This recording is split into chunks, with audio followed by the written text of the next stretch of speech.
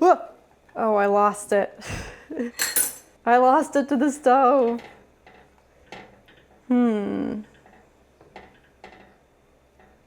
Well, what's an easy fruity dessert that's fun for the whole family? Betty Crocker's answer? Fruit fondues.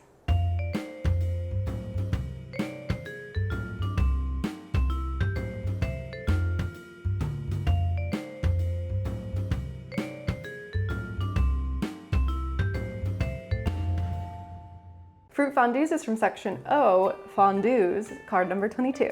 It's fondue month on the channel, and I thought now that we've tried out the most famous fondue, cheese fondue, we could take a little diversion into the world of fruit fondues. I found this very intriguing. I didn't know that this was a thing. You know, you hear cheese and you hear chocolate, but fruit?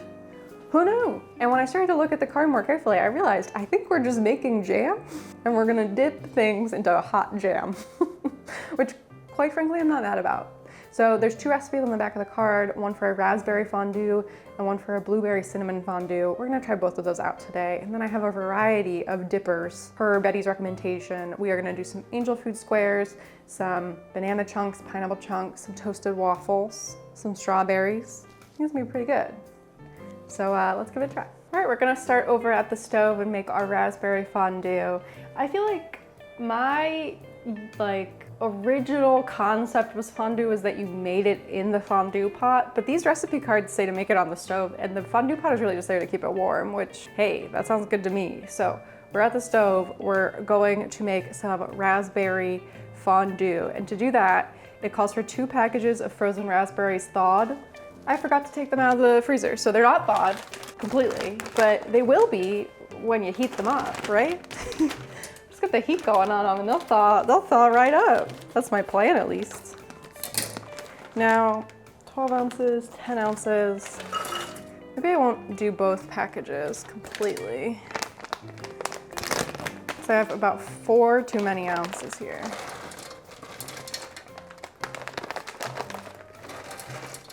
Okay, so maybe I'll just start the heat on this, right? Get that starting to thaw. Heat 2 packages, 10 ounces each of frozen raspberries thawed and 1 cup of currant jelly to boiling. Don't worry, they're gonna thaw. I'm not concerned. Okay, to our raspberries, I'm also gonna add 1 cup of red currant jelly. So that's going in. Try to get the raspberries kind of nice and coated in this jelly. I think it'll help kind of transfer the heat and help them thaw a bit. It looks good already. The raspberries are nice and vibrant colored. I'm kind of using my spatula to help break the raspberries down. We are gonna strain the mixture to get the seeds out. So I wanna make sure that the raspberries themselves are kind of completely broken down and not still like holding their shape. All right, our raspberry and currant jam mixture has started to come to a boil. It's getting really kind of thin and liquidy. And so it's time to add our cornstarch. So the recipe says to take 2 tablespoons of cornstarch, add 1 tablespoon of cold water, and mix that up. So I'm just gonna mix that with a fork. Oh, I hate cornstarch. It's so weird. Oh, why is it so sticky and weird? Well, I'm gonna put this weird liquidy solidy thing into our jam. If I can even get it out of here. Come on. Come on, get out.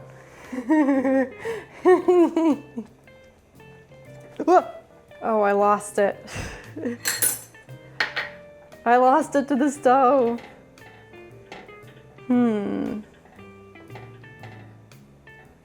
Well, okay, trying this again. Lost some of it on the stove, so we're gonna add a little bit more just to see what happens. Now, this says what we're supposed to just stir and let it boil for 1 more minute. And I think that cornstarch is really gonna thicken up our sauce. Okay, I think we have our first fruit fondue ready. I'm gonna go ahead and strain this and then we'll move on to the blueberry fondue. All right, now let's make our blueberry-cinnamon fondue. So in a saucepan, mix 2 cups of frozen blueberries. So once again, we have our frozen blueberries. This time she just says frozen. She doesn't say they're supposed to be thawed. But of course these were sitting out longer, so they are probably more thawed. It's funny how that goes, right? I don't know how these things go. 1, All right, we got 2 cups of blueberries in. Turn it on the heat. Just to kind of mix it all together. 2 cups of frozen blueberries, a 1/4 cup of each sugar and water. So I have a 1/4 cup of sugar going in. It also calls for 2 tablespoons of lemon juice. So this is a 1/4 cup of water and 2 tablespoons of lemon juice. And then we have 1 teaspoon of cornstarch this time and a 1/2 teaspoon of cinnamon. This is just all going in together, dry. Honestly, it's better than that oobleck that just happened in the other one. Blueberry cinnamon's kind of an interesting combination. By interesting, I mean that looks kind of weird. Okay, we've got a pretty strong boil going on here. But what's interesting is like, this recipe doesn't call for us to strain the blueberry fondue, but like the blueberry chunks are still chunking. I'm trying to like pop the blueberries and get them to kind of mix into the liquid. I can't foresee how this becomes like a completely thin syrup, dippable syrup, but we're just gonna keep going. It does smell very cinnamony in here. It smells lovely. So I'm excited to dip some stuff in this, but I turned it down a bit. She says that once it comes to a boil, you can reduce heat and simmer 5 minutes, stirring occasionally. So I'm just gonna keep stirring it and hope that the blueberries break down a bit more. I'll meet you back over at the table and we're gonna prepare some dippers. Last episode, we tried out cheese fondue and learned about the Swiss Cheese Union's tactics to sell more cheese. What they didn't expect was for the fondue fad to explode outside cheese dip to a huge variety of recipes, like our fruit dips today. See, in the early 1960s, Americans were enamored with 3 things: international gourmet cooking, casual entertaining, and the space age. And guess what? Fondue hit all 3 like a jackpot. Let's start with the shape of the pot itself. Post-World War II, we began to see an obsession with progress. This played out above us in the space race, but was at home in the kitchen too. Designers and manufacturers were pushing the kitchen of the future, full of sleek curves and bright colors, taken from the aerodynamic car and airplane designs of the time. The fondue pot's streamlined shape, stylish colors, and slim metal forks practically looked like a space-age satellite. And a vessel like this was perfect for casual entertaining. See, after World War II, fewer families had help in the home, and more women went to work during the day. So with it, the lavish 7-course meals of the past were gone. Fondue was made with a few simple ingredients, it had endless variations, and could become a community event where everyone was gathered around the table. After fondue premiered at the Swiss Pavilion's Alpine restaurant at the 1964 World's Fair in New York, everyone was intrigued by the concept. But to push consumers over the edge, the Swiss Cheese Union started a major advertising campaign featuring the imagery we associate with Swiss glamour and fondue. Cozy chalets, sweaters, winter sports, wine, happy, attractive Europeans eating cheese and bread. And soon fondue restaurants popped up all over the US, including Chalet Suisse and the Melting Pot. Recipe books for fondue were published featuring all kinds of crazy expansions to the basic cheese recipe. Chocolate, fruit, butterscotch, lemon, the possibilities were endless. They even sold pre-made fondue in cans and packets. Next week, we'll explore one of the most popular takes on the dessert fondue and dip into the origins of the chocolate fondue.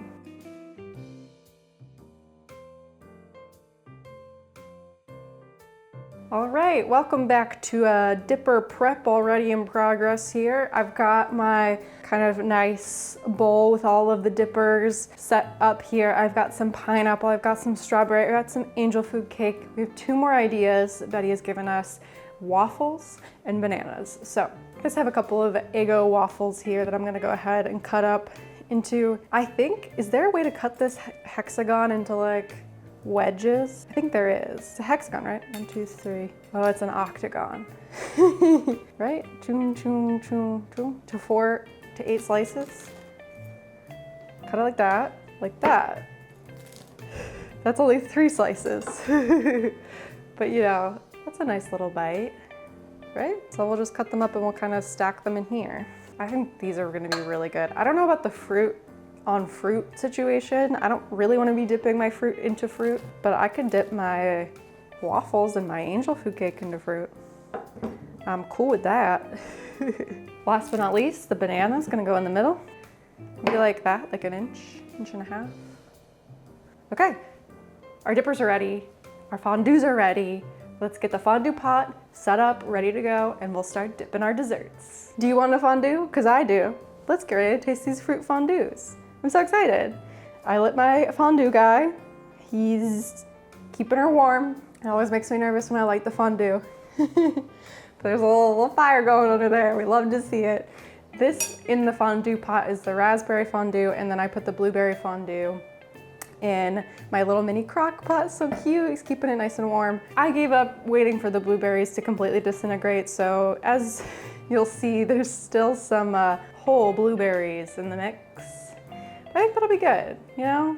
All right, let's go for a dip. Let's go for a dip. Why not? I'm gonna start with a piece of waffle, because I feel like that will give us a nice blank canvas to taste the flavors of the fruit fondues. So I'm gonna take this waffle, I'm gonna dip it in our raspberry fondue.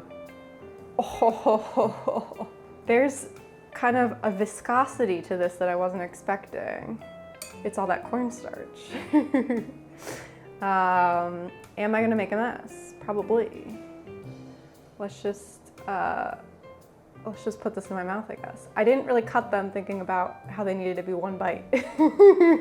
Okay, let's give this a try. Should I take it off the stick? That's not the point. You're not supposed to do that, but I am. Oh, it's so tart. Wow, it tastes like raspberry. What I was confused about is that I thought it would taste like raspberry jam, but it has this like nice, loose, syrupy consistency. So it is fondue. It's not just hot jam. Okay, what if I tried a banana?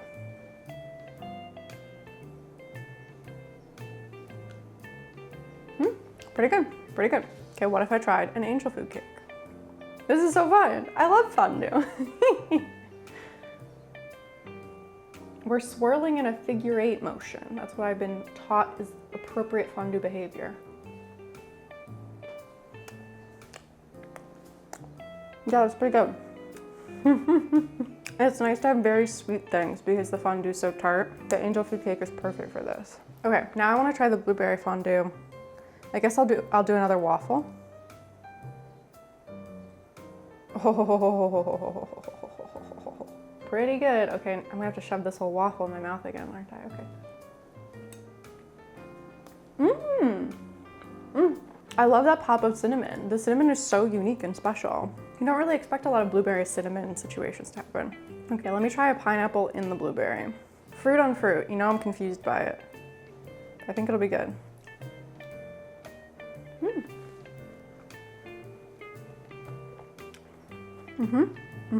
This is nice because the blueberry is so tart that like pineapple, which usually is tart, this pineapple I got is super sweet. So that really helps. The sweet balances out the tartness of the blueberry. Okay, let me try a banana in the blueberry. Banana and blueberry go together, right? Pretty good, pretty good. I'd say all in all, this is a pretty healthy dessert. I feel like, you know, there is some sugar in the fondue, but if you're dipping it with fruit, kind of nice. It's like light and refreshing, not too crazy. Let me try a strawberry in one of them. Should I do strawberry and blueberry or strawberry and raspberry? I'll do it in the raspberry.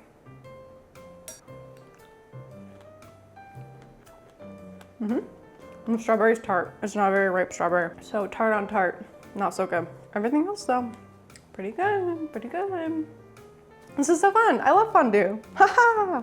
All right, fruit fondues. This was so much fun. It was really simple. Just cut up some fruit and some, you know, little dessert bites. And either one of these are perfect accompaniments for the recommended dippers. I thought that the strawberry fondue with its kind of silky smooth texture was just like really fun and different. And it came together pretty quickly. You know, it's only a few ingredients. Mix it up on the stove for a couple minutes and you have a wonderful dessert. It came together so quickly. It's really tasty. I love it. It's fun. It's fruity. And it's just like, it's perfect. It's exactly what you want from a dessert fondue. Someone will dip it in. It's not as decadent as chocolate, but I think if you're looking for something a little bit more low-key, it's perfect. So I really enjoyed making the fruit fondues. I'm gonna give it 5 out of 5 red stars. Okay, back in the box. Thank you so much for watching. If you enjoyed this episode and are looking for more fun with fruit, check out Summer Fruit Refreshers next. Give this video a thumbs up, subscribe if you aren't already, and until next time, happy homemaking.